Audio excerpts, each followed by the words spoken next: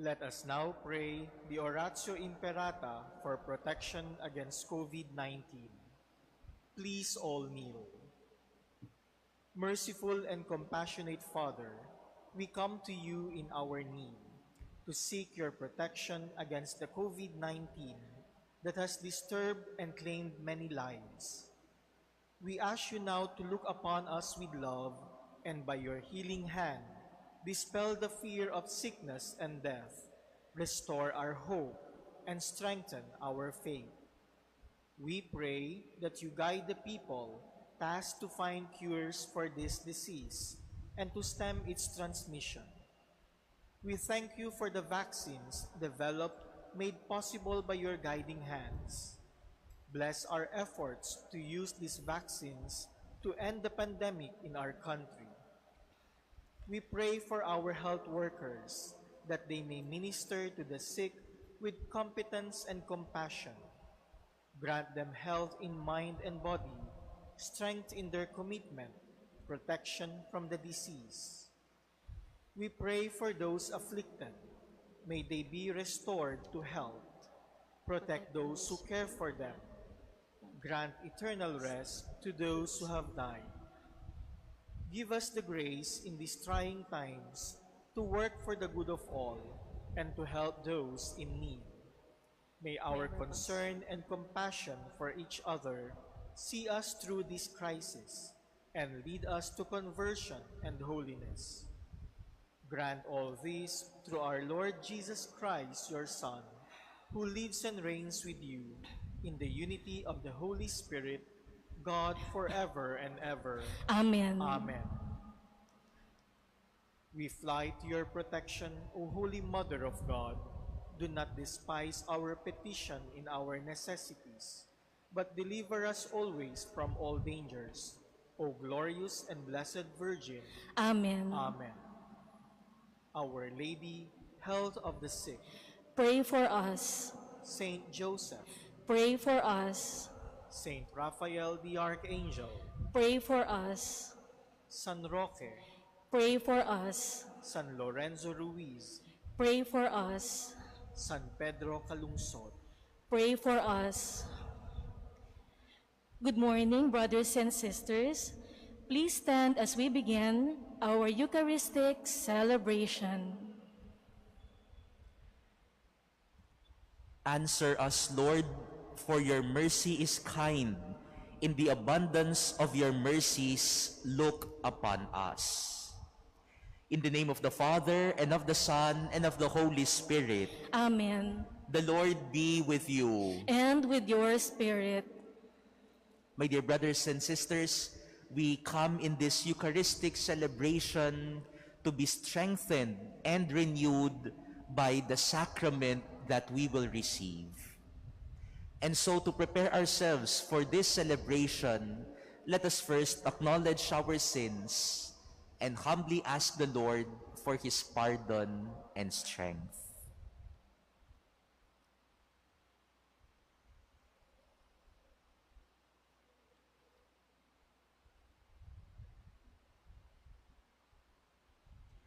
Have mercy on us, O Lord.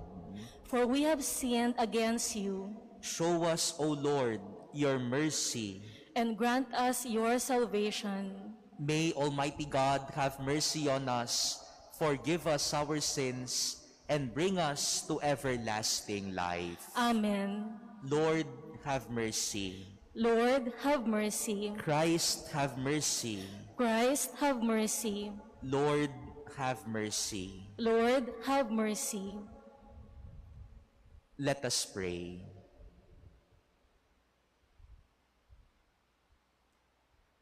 Almighty, ever-living God, look with compassion on our weakness and ensure us your protection by stretching forth the right hand of your majesty.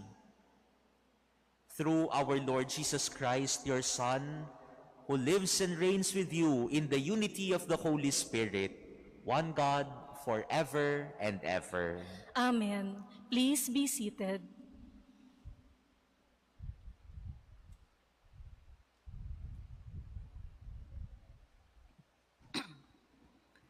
A reading from the book of the prophet Isaiah. Thus says the Lord, if you remove from your midst oppressions, false accusations, and malicious speech, if you bestow your bread on the hungry and satisfy the afflicted, then light shall rise for you in the darkness, and the gloom shall become for you like midday. Then the Lord will guide you always, and give you plenty even on the parched land. He will renew your strength, and you shall be like the watered garden, like a spring whose water never fails. The ancient ruins shall be rebuilt for your sake, and the foundations from ages past you shall raise up. Repairer of the breach, they shall call you, restorer of the ruined homesteads. If you hold back your foot on the Sabbath from following your own pursuits on my holiday, if you call the Sabbath a delight and the Lord's holiday honorable, if you honor it by not following your ways, seeking your own interest, or speaking with malice, then you shall delight in the Lord, and I will make you ride on the heights of the earth. I will nourish you with the heritage of Jacob, your father, for the mouth of the Lord has spoken. The word of the Lord. Thanks be to God. Teach me your way, O Lord, that I may walk in your truth. Teach me your way, O Lord, that I may walk in your truth. Incline your ear, O Lord, answer me, for I am afflicted and poor. Keep my life, for I am devoted to you. Save your servant who trusts in you. You are my God. Teach me your way, O Lord, that I may walk in your truth. Have mercy on me, O Lord, for you I call all the day. Gladden the soul of your servant, for to you, O Lord, I lift up my soul. Teach me your way, O Lord, that I may walk in your truth. For you, O Lord, are good and forgiving, abounding in kindness to all who call upon you. Hearken, O Lord, to my prayer, and attend to the sound of my pleading. Teach me your way, O Lord, that I may walk in your truth. Please stand.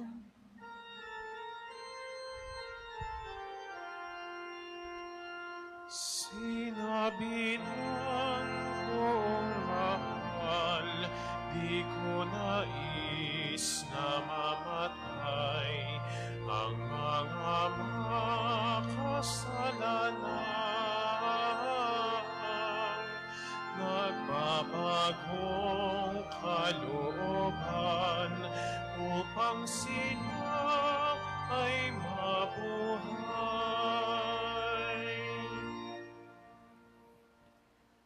The Lord be with you. And with your spirit. A reading from the Holy Gospel according to Luke. Glory to you, O Lord.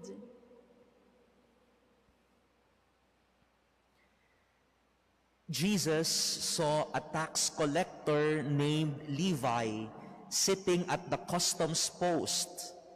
He said to him, "Follow me." And leaving everything behind, he got up and followed him. Then Levi gave a great banquet for him in his house, and a large crowd of tax collectors and others were at table with them. The Pharisees and the scribes complained to his disciples, saying, "Why do you eat and drink with tax collectors and sinners?" Jesus said to them in reply, "Those who are healthy do not need a physician, but the sick do. I have not come to call the righteous to repentance, but sinners." Brothers and sisters, the Gospel of the Lord. Praise to you, Lord Jesus Christ. Please be seated.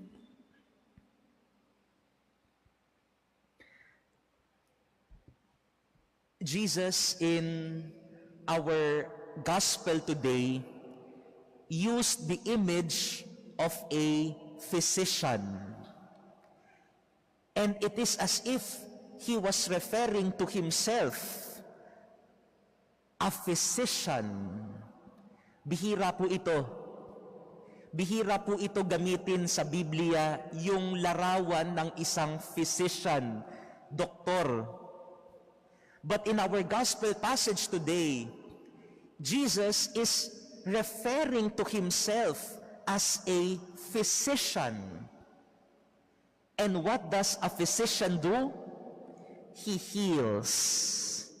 He treats sick people. And I think, my dear brothers and sisters, this is what Jesus would like to remind us this Lenten season. It is a time for healing. That is why Jesus uses the image of a physician. He came as a physician for those who are sick. Dumating po siya sa mundong ito bilang tagapagpagaling. At pinapaalala po siguro sa atin ngayong panahon ng Kwaresma na ang panahon po na ito ay panahon ng pagpapagaling. That is why we must treat all our Lenten observances, fasting, ano pa ba, no? Abstinence. I'm sure many of you are doing the way of the cross, no? Prayers, almsgiving to the poor. All of these practices are meant to heal us. In our first reading today from the book of the prophet Isaiah, this is what the Lord explains to the people of Israel. He said, if you remove oppression, false accusation, malicious speech, if you give your bread to the hungry, then he said, I will restore you. I will repair you. I will bring you strength. To do penance, to do good on the Lenten season is geared towards healing us and strengthening us. Lahat po ng ginagawa natin ngayong panahon ng Kwaresma ay para pagalingin tayo, palakasin tayo, patibayin palalo tayo. Please, my dear brothers and sisters, do not just look at our Lenten observances as inflicting pain on us. Madalas kasi, no, kapag panahon ng Kwaresma at gumagawa tayo ng sakripisyo, ang iniisip agad natin ay we inflict pain on ourselves, na sinasaktan natin yung sarili natin. Kaya minsan, halimbawa, Friday, nagiging biruan tuloy ngayon, naku, Friday, magugutom na naman ako, no? Kasi munggo ang ulam, no? Hindi ako makakain ng gusto ko. Naku, Kwaresma na naman. Hindi ako kakain halimbawa ng chocolates o ng soft drinks buong 40 days. Pero araw-araw naman nirereklamo mo yun, no? Naku, namimiss ko na yung Coke, namimiss ko na yung chocolate. Ang naiisip mo lang palagi, yung sakit. But Jesus reminds you that fasting, penance, it is not just there to inflict pain. No. Penance, fasting, abstinence, almsgiving, all of these should not just inflict pain, but they are there to restore us, to renew again our faith, to renew again our resolve in following the Lord. Kaya nga siguro, no, napapansin ko kapag mga ganitong weekends, ang daming dumarating dito ng mga nagbabike.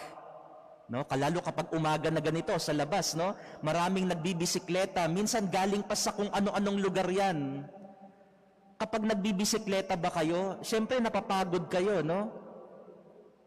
Pero ang nakikita nyo lang ba yung pagod? Hindi. Masaya. Masaya. Parang nare-renew ang katawan ninyo. Nare-renew yung ating lakas, napapatibay muli. That is what penance, the penance of Lent should bring us. It is not just there to inflict you pain. It is there to renew our strength, to renew our faith. That is why in our gospel today, when Levi, the tax collector, was called by Jesus and told him, "Follow me," Levi left everything behind. Iniwan niya lahat, pati ang trabaho niya, para sumunod kay Jesus. Nagreklamo ba siya? Ano ang ginawa ni Levi? Pagkaiwan niya ng kanyang trabaho, nagpakain siya, no? Nagpapiesta siya. He invited his friends to feast. Dapat sana nalungkot siya. Naku, iniwan ko lahat para kay Jesus. Iniwan ko, wala na akong kayamanan, wala na akong trabaho para kay Jesus. Hindi siya nalungkot. Natuwa pa siya at nagpakain pa siya sa lahat. Even if he left everything behind, it did not inflict pain on him. In fact, it strengthened him more. My dear brothers and sisters, as we continue our Lenten observances, our Lenten penance, fasting, abstinence, giving food and help to the poor, Jesus reminds us today that all of these, even our sufferings, even the pain that we experience, are not there just to inflict pain on us. Pain and suffering will restore and strengthen us once more. Restore our faith, renew our resolve in following the Lord. Sana po mga kapatid, sa pagpapatuloy po ng ating panahon ng Kwaresma, at tayo po ay gumagawa ng mga sakripisyo natin, mga munting sakripisyo. Sana po ay wag lamang natin itong tingnan na nakakasakit, nakakagutom, nakakapagod, kundi tingnan po natin ito bilang isang paraan nang sa gayon ay muling magpanibago, muling magpalakas, muling magpatibay ng ating pagtugon sa ating Panginoong Hesukristo. In this Eucharistic celebration, as we hear the Word of God, as we receive the bread of life, let us hear the message of our first reading. I will nourish you, I will repair you, I will strengthen you, I will restore you. Amen.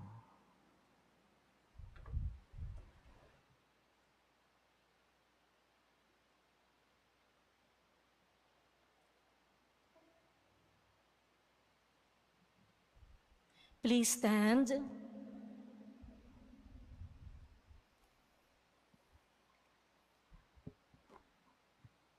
Christ came to call sinners, offering them salvation. With humility of spirit, aware of his call, let us now bring our prayers to the Father.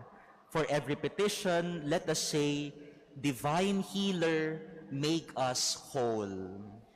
Divine Healer, make us holy.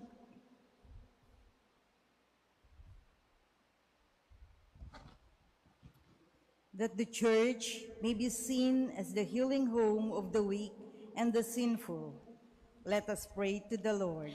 Divine Healer, make us holy. That through the intercession of the Blessed Virgin Mary, May peace prevail among the nations of the world through the mercy that they show to one another. Let us pray to the Lord. Divine Healer, make us whole. That unity may grow in our nation through the citizens' respect for one another. Let us pray to the Lord. Divine Healer, make us whole. That the work and in our families we may not be fault finders. Let us pray to the Lord. Divine Healer, make us whole. That the dead may experience the saving power of God. Let us pray to the Lord. Divine Healer, make us whole. In silence, let us now pray for our personal intentions and for the intentions offered in this Mass.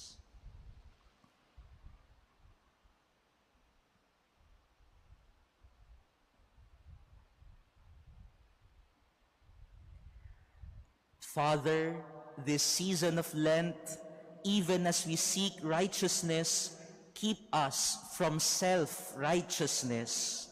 As we look forward to the Savior for mercy, may we participate in His saving action by forgiving those who have sinned against us. We ask this through Christ our Lord. Amen. Please be seated.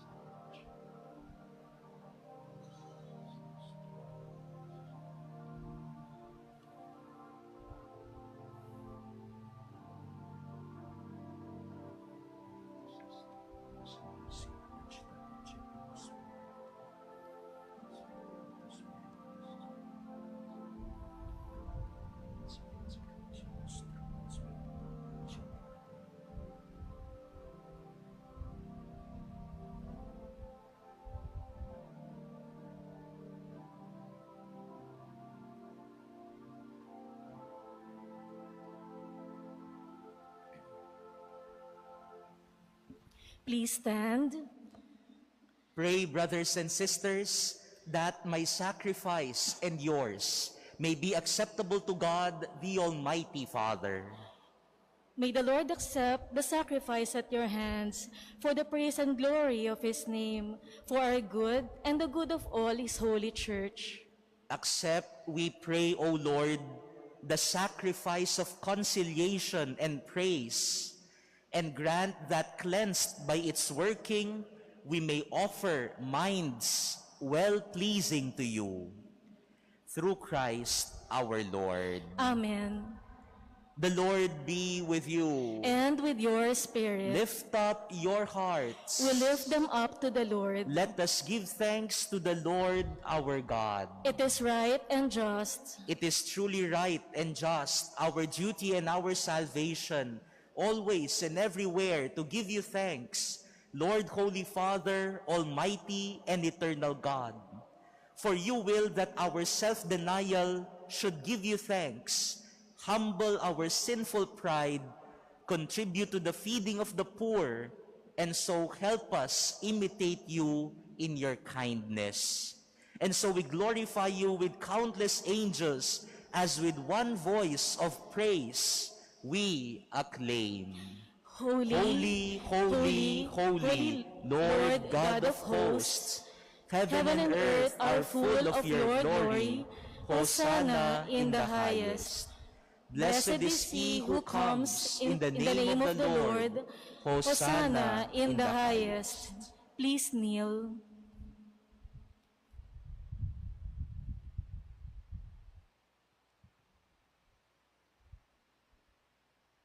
You are indeed holy, O Lord, the fount of all holiness.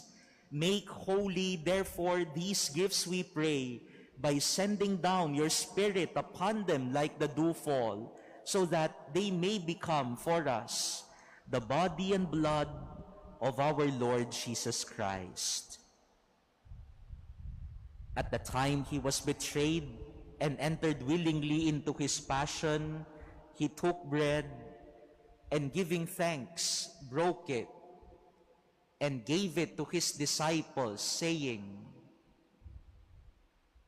"Take this, all of you, and eat of it, for this is my body, which will be given up for you."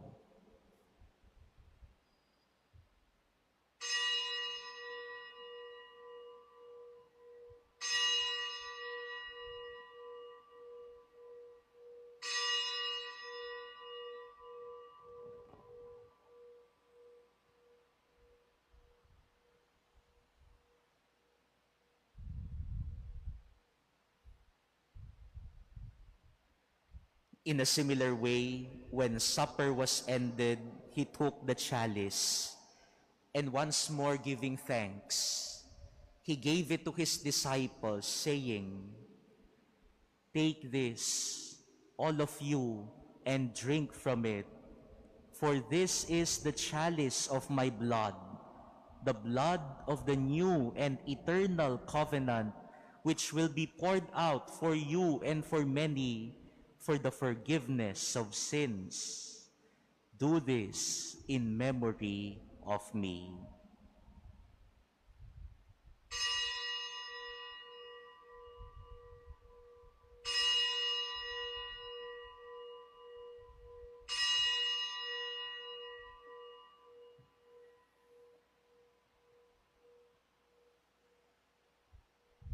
Please stand. The mystery of faith. When we eat this bread and drink this cup, we proclaim your death, O Lord, until you come again. Therefore, as we celebrate the memorial of his death and resurrection, we offer you, Lord, the bread of life and the chalice of salvation, giving thanks that you have held us worthy to be in your presence and minister to you. Humbly we pray that partaking of the body and blood of Christ, we may be gathered into one by the Holy Spirit. Remember, Lord, your church spread throughout the world, and bring her to the fullness of charity, together with Francis, our Pope, and Broderick, our administrator, and all the clergy. Remember also our brothers and sisters who have fallen asleep in the hope of the resurrection, and all who have died in your mercy. Welcome them into the light of your face. Have mercy on us all, we pray, that with the Blessed Virgin Mary, Mother of God, with Blessed Joseph, her spouse, with the blessed apostles and all the saints who have pleased you throughout the ages, we may merit to be co-heirs to eternal life, and may praise and glorify you through your Son, Jesus Christ. Through him, and with him, and in him, O God, Almighty Father, in the unity of the Holy Spirit, all glory and honor is yours forever and ever. Amen. At the Savior's command and formed by divine teaching, we dare to say, Our Father, who art in heaven, hallowed be thy name. Thy kingdom come, thy will be done on earth as it is in heaven. Give us this day our daily bread, and forgive us our trespasses, as we forgive those who trespass against us. And lead us not into temptation, but deliver us from evil. Deliver us, Lord, we pray, from every evil. Graciously grant peace in our days, that by the help of your mercy, we may be always free from sin and safe from all distress, as we await the blessed hope and the coming of our Savior, Jesus Christ. For the kingdom, the power, and the glory are yours, now and forever. Lord Jesus Christ, who said to your apostles, "Peace I leave you, my peace I give you," look not on our sins, but on the faith of your church, and graciously grant her peace and unity in accordance with your will, who live and reign forever and ever. Amen. The peace of the Lord be with you always. And with your spirit. Let us now offer each other the sign of peace.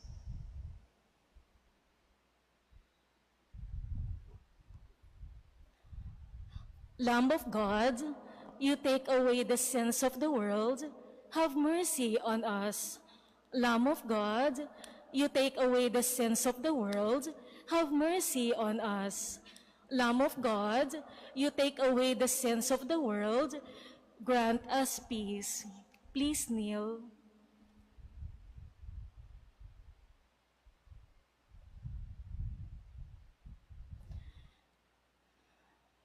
Behold the Lamb of God. Behold him who takes away the sins of the world. Blessed are those called to the supper of the Lamb. Lord, I am not worthy that you should enter under my roof, but only say the word, and my soul shall be healed. Brothers and sisters, the body of Christ. Amen. Act of spiritual communion. My Jesus, I believe that you are present in the most holy sacrament. I love you above all things, and I desire to receive you into my soul. Since I cannot at this moment receive you sacramentally, come at least spiritually into my heart. I embrace you as if you were already there, and unite myself wholly to you. Never permit me to be separated from you. Amen.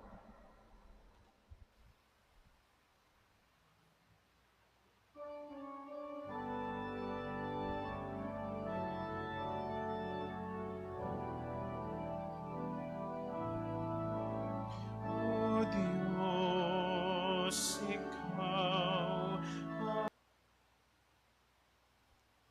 Please stand. Let us pray. Nourished with the gift of heavenly life, we pray, O Lord, that what remains for us a mystery in this present life may be for us a help to reach eternity. Through Christ our Lord. Amen. The Lord be with you. And with your spirit. Bow your heads and pray for God's blessing. O Lord, abide graciously with your people who have touched the sacred mysteries, that no dangers may bring affliction to those who trust in you, their protector.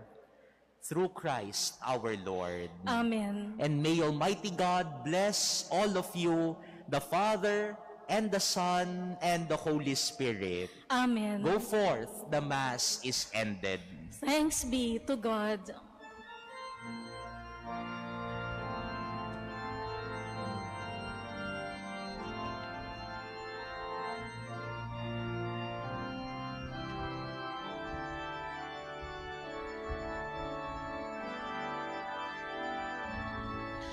We stand before the grand horizon, 500 years of faith, grateful today. We bear the gift of mission, totally yours, we give ourselves, faithfully yours until the end. To your mission,